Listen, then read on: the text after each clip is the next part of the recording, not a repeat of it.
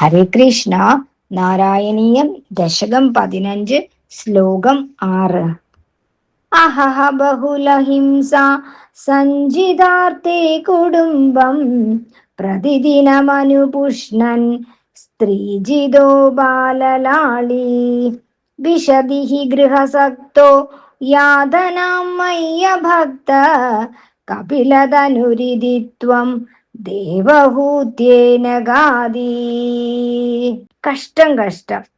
എന്നിൽ ഭക്തിയില്ലാത്തവൻ പ്രതിദിനം ഒട്ടനവധി ഹിംസാവൃത്തികൾ ചെയ്തുകൊണ്ടുണ്ടാക്കുന്ന സമ്പത്ത് കൊണ്ട് സ്വകുടുംബത്തെ താൽപര്യത്തോടെ പുഷ്ടിപ്പെടുത്തുന്നവനും സ്ത്രീജിതനും കുട്ടികളെ ലാളിക്കുന്നവനുമായി ഗൃഹത്തിലുള്ള ആസക്തി നിമിത്തം വർദ്ധിച്ച നരക ദുഃഖത്തെ പ്രാപിക്കുന്നു.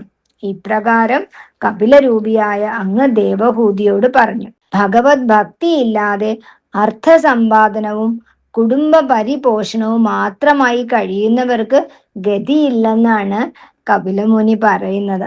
ഗൃഹസ്ഥാശ്രമികളായ നമ്മൾ കുടുംബ പരിപാലനത്തിനും ധനസമ്പാദനത്തിനും ഒക്കെ വേണ്ടിയിട്ട് നമ്മളുടെ ജീവിതത്തിൽ ഏറിയ പങ്കും ചെലവഴിക്കുകയാണ്. ആ സമയത്ത് നമ്മൾ ഭഗവാനെ മറന്നു പോവുകയാണ് അല്ലേ? ഭഗവാനോട് നമ്മൾക്ക് ആസക്തി ഉണ്ടാകണം. ഭക്തി എന്ന് വെച്ചാൽ, യഥാർത്ഥ ഭക്തി എന്ന് വെച്ചാൽ ഭഗവാനോടുള്ള ആസക്തിയാണ്. ക്ഷേത്ര ദർശനത്തോ ക്ഷേത്രത്തിൽ പോകുന്നതോ ഒന്നുമല്ല യഥാർത്ഥ ഭക്തി എന്നുള്ളത്.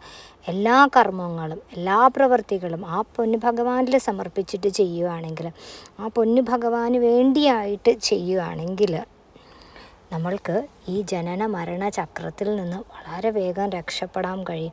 അത് മനസ്സിലാക്കാത്ത പലരും ജീവിതത്തിൻ്റെ ഏറിയ പങ്കും ചെലവഴിക്കുകയാണ്. എല്ലാവർക്കും ആ യഥാർത്ഥ ഭക്തി തിരിച്ചറിയാൻ കഴിയട്ടെ. ഭഗവാനിൽ ആസക്തി ഉണ്ടാവട്ടെ. എല്ലാവർക്കും നല്ലൊരു ദിവസം ആശംസിക്കുന്നു. ഹരേ കൃഷ്ണ. സർവം കൃഷ്ണാർപ്പണമസ്തു.